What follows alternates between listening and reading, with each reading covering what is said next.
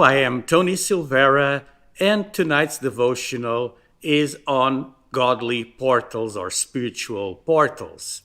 Yesterday, I told you what a portal is, and today I would like to talk about exit portals. Let me just give you a few scriptures, and I'd like to start in Genesis, where Moses wrote about Enoch. Enoch walked with God, and he was not, for God took him. Genesis 5:24. Also, the writer to Hebrews mentions this same subject in Hebrews 11 and verse 5. It says that he was not found because God translated him. So we know that in a supernatural way, Enoch didn't die like everybody else. Let me go a little bit further. And in 2 Kings 2:11, it tells us about Elijah. Suddenly, a chariot of fire and horses of fire appeared and separated the two of them, and Elijah went up to heaven in a whirlwind. Here we see once again another man, first Enoch, now Elijah, that were taken to heaven. Let me go to the third instance that I would like to tell you about. In Mark 16:19, it says that Jesus was taken to heaven, where he's at the right hand of God, when he was still talking to the disciples.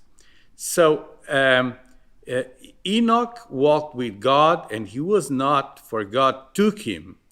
Also, the Apostle Jude says that Enoch was the seventh from Adam, and by faith Enoch was translated, or he ascended to heaven. God provided to Enoch, Elijah, and Jesus what I will call tonight an exit portal.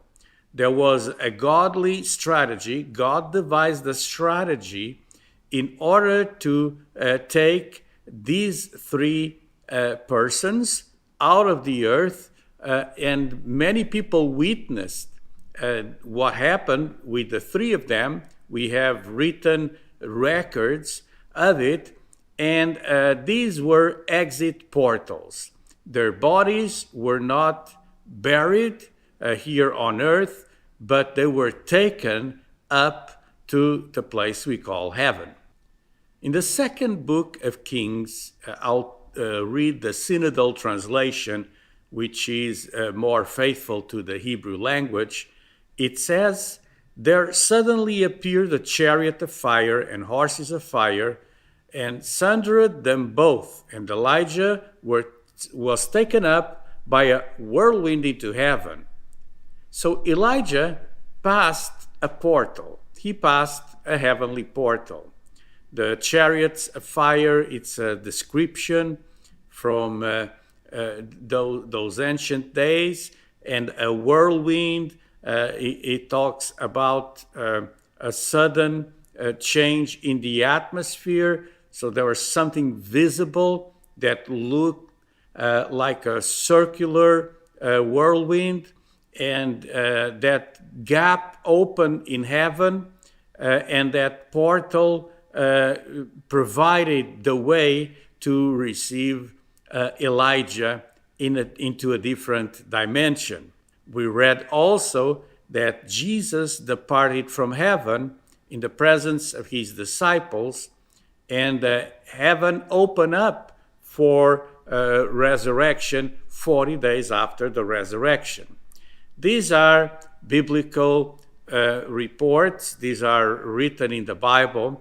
And we know that some other religions mention, even though they alter the biblical text, but in Islam, Jesus, that was neither crucified nor raised to the dead. According to the Quran, however, he was saved by God and he ascended to heaven. We know this is a false narrative, but the same story is also there. Jesus was caught up to heaven according to one of the world's great religions. So even though the premise and the text are not true, are false, there's still a little hint of truth, that a portal opened in heaven and Jesus was received in heaven.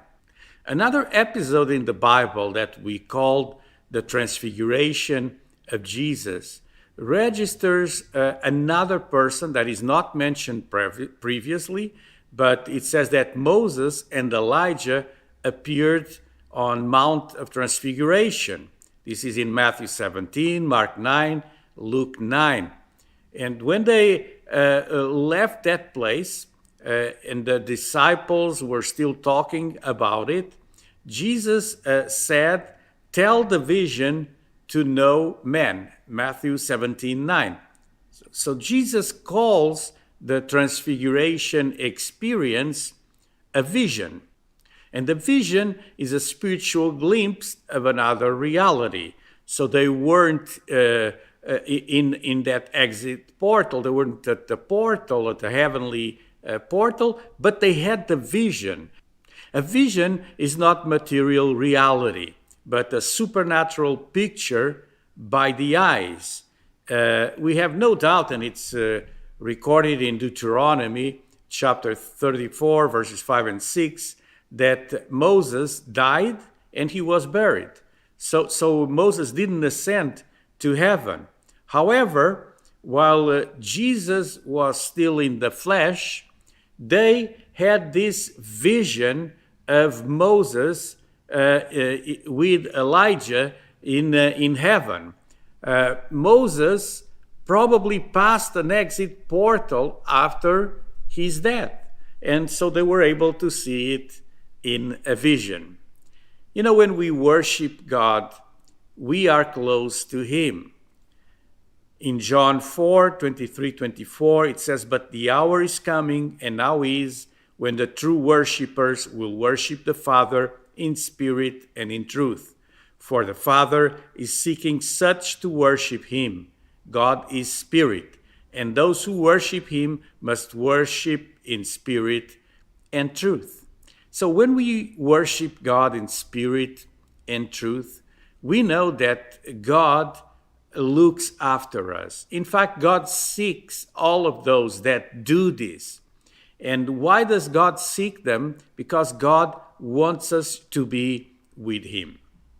God already prepared the day when we will meet Him. During this last week, as I was reading social media, I saw a number of people that were pastors when I came to Christ and that passed away recently. So in these last weeks, there was a number of them that passed away, that died.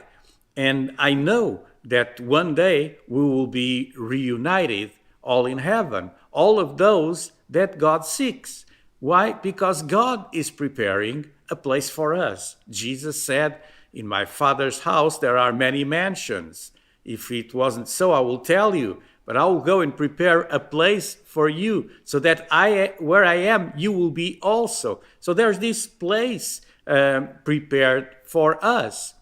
But God prepared an exit strategy to some of these worshipers. And in the Bible, we have Enoch, we have Elijah, that were prophets, that were men of God, that were taken up to heaven. Those are the two that we know that were not buried here on earth, but God prepared an exit strategy.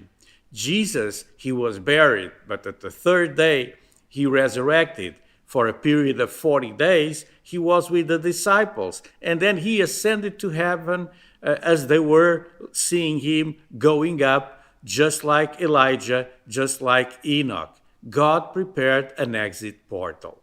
The key to open these heavenly portals, these spiritual portals, reside in the actions of our hearts. God truly seeks those who worship Him. And if you're one of those, you know you'll be with Him.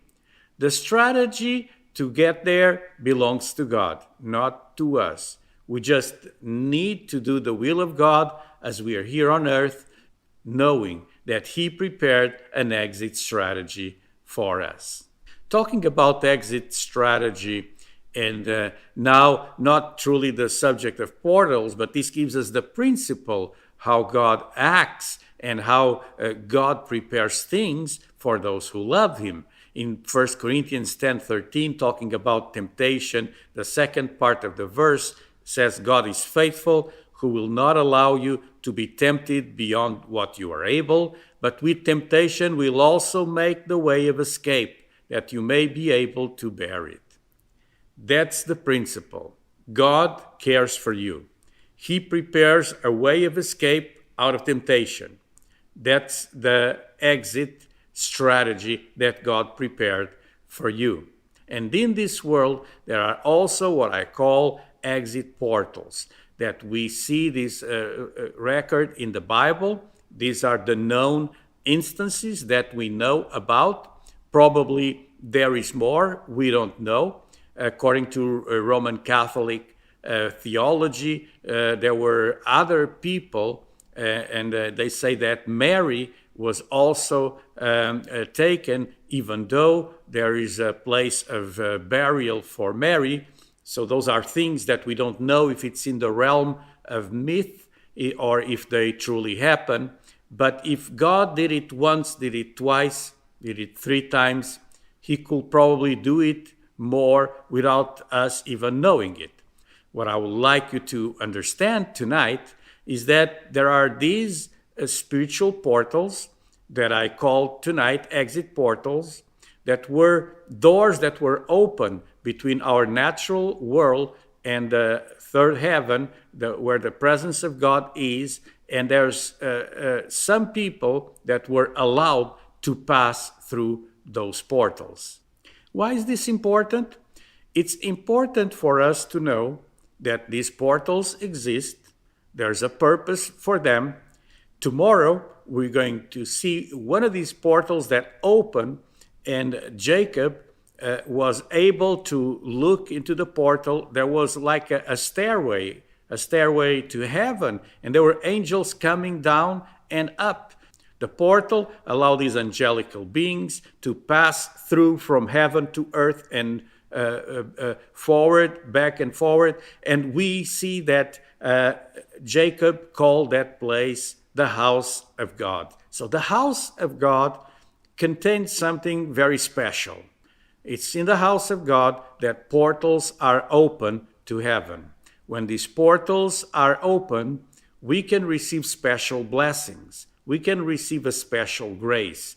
And this is what I want to teach you this week about spiritual portals. I'll be here again tomorrow at 9 p.m., where we're going to learn about the stairway to heaven. God bless you, and see you here again tomorrow.